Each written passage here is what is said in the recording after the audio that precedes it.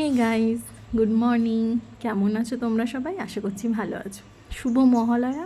আজকে আমরাও সকাল সকাল উঠে গেছি মহালয়া শুনবো বলে, তার সাথে সাথে আরও একটা জিনিস করব বলে। সকাল 4:30 বাজে, এখন ভোর। আর এই দেখো, সেটা হচ্ছে বাজি ফাটানো।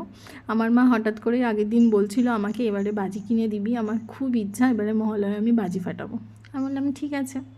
আমরা তো আমাদের দায়িত্ব কাজের চাপে অনেক সময় ভুলে যাই যে কী আনন্দ করব, কীভাবে হবে সেই সব কিছু। ছোটোবেলার সেই আনন্দগুলো এখন আর নেই, কিন্তু যাই হোক, বাড়ির লোকের আনন্দে অনেক সময় নিজেদের আনন্দ খুঁজে নিতে হয়।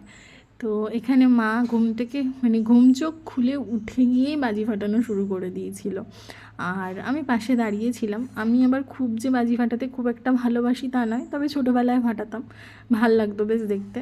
বয়সের সাথে সাথে অনেক কিছুই পরিবর্তন হয়ে যায়, তাই না বলো? আর মা এখানে বাজি ফাটাতে গিয়ে একটা কেলেঙ্কারিও বাঁধিয়ে বসেছিল। মায়ের বাজি ফাটাতে গিয়ে আঙ্গুলে অনেকটাই ফোসকা পড়ে গেছিলো, মানে পুড়ে গেছিলো একটু। পরে প্রথমে আমাকে বলেনি, পরে আমাকে দেখাচ্ছে যে দেখ আমার এখানটা ফোসকা পড়ে গেছে বাজি ফাটাতে গিয়ে। তো তোমাদেরকেও দেখাই, দেখো। এখন হয়তো অতটা তোমরা বুঝতে পারছো না, কিন্তু এটা পুরোটাই ফোসকা পড়ে গেছিলো। এখানে বরফ আর মেডিসিন দেওয়া হয়েছে যাতে ঠিক হয়ে যায়। তোমরা যারা বাজি ফোটো একটু সাবধানে কেয়ারফুলি ফাটিও। তারপরে যাই হোক, আমি সকালবেলা ভোরবেলা একটু ছাদে চলে এসেছিলাম। অনেক দিন ভোরে ছাদে আসাও হয় না, কাজের দরুন সময়ই হয় না। তো আমি এখানে সাউন্ডটা মিউট করিনি, এখানে সবাই বাজি ফাটাচ্ছিল, বাজির সাউন্ড, পাখিদের আওয়াজ খুব সুন্দর লাগছিল। জানো তো, আমার কখনো কখনো লাগে এই যে আমাদের সকাল হওয়া, নতুন ভোর, তার সাথে সাথে আমাদের অন্ধকার, মানে এই যে রাত, এগুলো আমাদের জীবনে অনেক রকমভাবে জর্জরিত রয়েছে। যেমন আমাদের জীবনেও অনেক সময় অন্ধকারের কালো মেঘ নেমে আসে, আবার কিন্তু ভোরের নতুন সকালও আসে। আর এর মাঝখানে আমাদেরকে প্রত্যেকটা সম্পর্ককে খুব আগলে যত্নে রাখতে হয়, নয়তো সেগুলো ভেঙে যায়। কিন্তু আমরা চেষ্টা করি সবসময় সেগুলোকে যত্ন করে রেখে দেওয়ার। তো সবসময় যেন সবার সম্পর্ক ভালো থাকে, এটাই প্রে করব। আচ্ছা, এই যে রাস্তাটা তোমাদেরকে দেখালাম, এটা আমাদের পিছনের রাস্তা। এটা দিয়ে আমাদের ক্লাব এবং যেখানে আমাদের পুজো হয়, পুজো মণ্ডপ একদম সামনে পড়ে। আমাদের দুদিকেই রাস্তা আছে।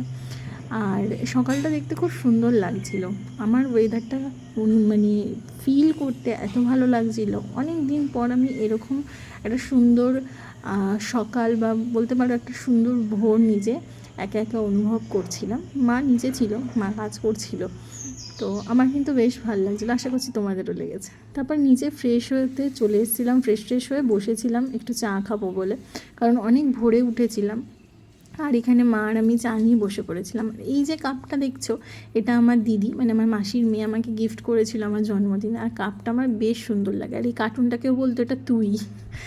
আর এখানে বৃষ্টিও হচ্ছিল, বৃষ্টি হবে বলে খবরে শুনেইছিলাম আগে। তো সকাল সকাল বৃষ্টিও শুরু হয়ে গেছিলো। ওয়েদার প্রচণ্ড গরম ছিল, বৃষ্টি হওয়াতে ওয়েদারটা একটু ঠিকঠাক হয়েছে। আর মা ব্রেকফাস্টও বানিয়ে নিয়েছিল। এটা হচ্ছে ঝাল চিড়ে বলি আমরা, তোমরা কে কী বলো আমাকে কমেন্টে কিন্তু জানিও।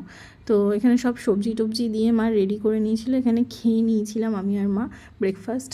তো তারপরে মা গেছিলো রান্না করতে। আর এটা হচ্ছে শঙ্কর মাছ মা আজকে রান্না করছিল।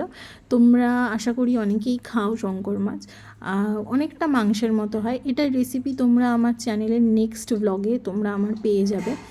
আর তারপরে আমি স্নান করে এখানে পুজো দিয়ে দিয়েছিলাম, যেহেতু সকালে ভোরবেলা উঠে পড়েছি আজকে মহালয়াতে, সকাল সকাল পুজোও সেরে নিয়েছিলাম। যাই হোক, আশা করছি তোমাদের আজকের ব্লগটা ভালো লেগেছে।